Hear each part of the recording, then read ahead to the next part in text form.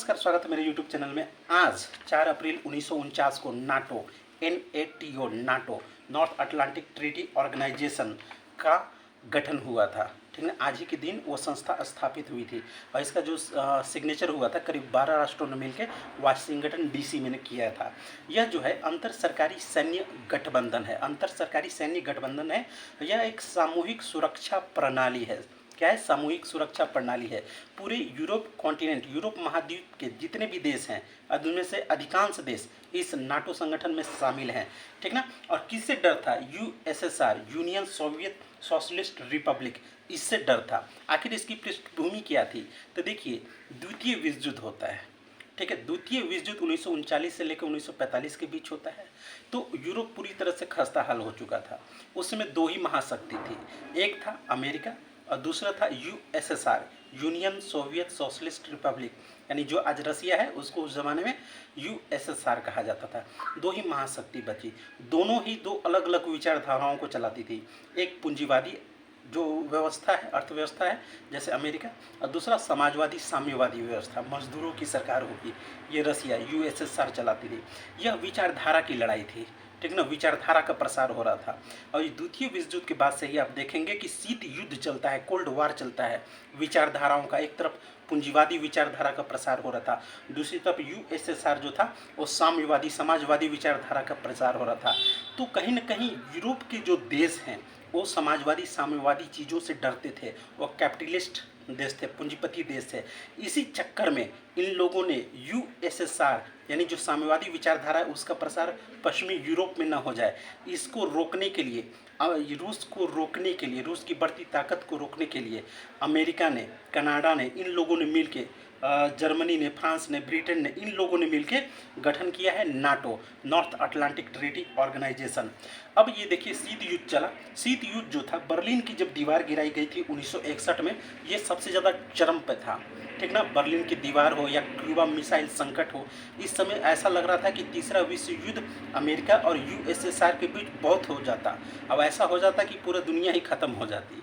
ठीक ना, लेकिन कोई बात नहीं, बात आगे चलती है। USSR का 1991 ईस्वी में विघटन हो जाता था। जब USSR का, यूनियन सोवियत सोशलिस्ट रिपब्लिकन का 1991 ईस्वी में विघटन हो गया था, तो उसी समय नाटो को भी खत्म हो जाना चाहिए था। वैधानिक रूप से, नैतिक रूप से उसी समय आपका शीत जो युद्ध था, कोल्ड वार था, वो भी खत्म हो गया, क्योंकि रूस तो टूट गया, 15 अलग अलग देशों में टूट गया। ठीक ना, मध्य एशिया इधर निकल गए, जो पूर्वी यूरोप के देश है टूट के अलग हो गए। ठीक ना, ये सभी देश अलग अलग टूट के हो गए, तो हो जाना था, नाटो को उसी समय खत्म हो जाना था।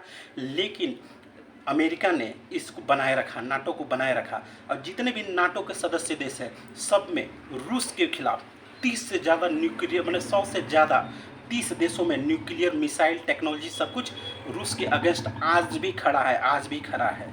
ठीक ना। अब ये देखिए, इसका जो तो USSR के विघटन के बाद भी नाटो अभी तक बना हुआ है, और ये कहीं ना कहीं रूस इससे बहुत ज़्यादा चिढ़ता है, बहुत ज़्यादा इससे परेशान रहता है। ठीक ना, क्योंकि उसके अस्तित्व का सवाल है ना जी।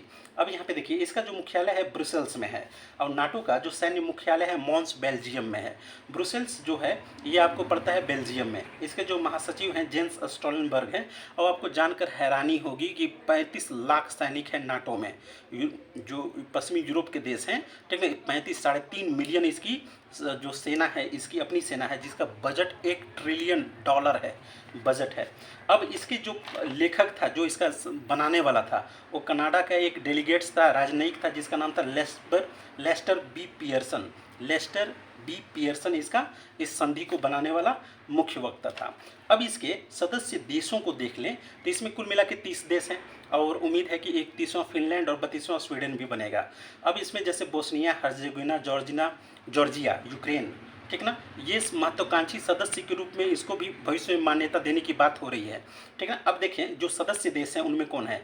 अल्बानिया है, बेल्जियम, बुल्गारिया, कनाडा, क्रोएशिया, चेक Republic, Denmark, Estonia, Finland, France, Germany, यूनान, हंगरी, फिर आपको होता है Iceland, Italy, Latvia, Lithuania, Luxembourg, Montenegro, Netherlands, उत्तरी मैसेडोनिया, नॉर्वे, पोलैंड, पुर्तगाल, Romania, Slovakia, Slovenia, Spain, Turkey, United Kingdom, USA। अब यहाँ पे देखिए बवाल क्या हुआ है। ठीक ना। अब यहाँ पे मैंने शुरू में आपको बताया कि यूक्रेन भी महत्वाकांक्षा रखता है कि नाटो में घुसेंगे, नाटो के सदस्य बनेंगे।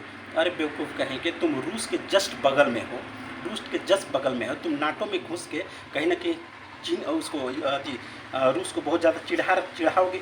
इसीलिए यूक्रेन जो है नाटो का सदस्य बनना चाहता था, ठीक ना। इसके लिए इसको चढ़ाया किसने? पश्चिम यूरोप के देशों ने, अमेरिका ने खूब चढ़ाया कि चलो तुमको नाटो में रख लेंगे, नाटो में रख लेंगे, तुम आ जाओ, ठीक ना। अब इस तुम्हें मतलब आर्थिक रूप से सहायता देंगे, सब कुछ देंगे। अब रूस बार बार मना कर रहा था, बार बार मना कर रहा था, ये नहीं माना, नहीं माना तो क्या किया, रूस ने जो करना था कर दिया। अब अप्रैल 2022 में क्या हुआ था, जब यूनाइटेड नेशन सिक्योरिटी काउंसिल का रूस अध्यक्ष बना था, तो यूक्रेन को लपेट के मारा, ऐसा मारा कि उसको सबक सीख गया। अभी अप्रैल 2030 में फिर से यूनाइटेड नेशन सिक्योरिटी काउंसिल का जो अध्यक्ष है फिर से रसिया बन गया। अब अभी में चेता रखा है, नाटो को भी चेता रखा है, ठीक ना, कि बहुत ज़्यादा बोल रहे हो, औकात से ज़्यादा उछल रहे हो, ठीक ना। और दूसरी बात, उसने बेलारूस में जो परमाणु जो हथियार वहाँ अटैच कर रखे हैं, अब उसे आराम से उसे बेलारूस में स्थापित कर देगा। और नाटो देश जो हैं, जितने भी यूरोप के देश हैं, एक नंबर के डरपोक हैं, ठीक ना, निश्चित रूप से डरपोक है। द्वितीय विश्व युद्ध की बात तो इनको लड़ा नहीं है, उसमें भी इन लोग लगभग हार ही गए थे। अगर अमेरिका नहीं आता तो पूरा बर्बादी ही हो गए होते। तो कहीं ना कहीं अमेरिका भड़काता है, इन देशों को भड़काता है, और उस इसका मुंह तोड़ जवाब देता है। खैर देखते हैं क्या होता है क्या नहीं होता है। आज नाटो स्पेशल था, लाइक कीजिए, शेयर कीजिए, सब्सक्राइब कीजिए। Thank you. जय हिंद, जय भारत।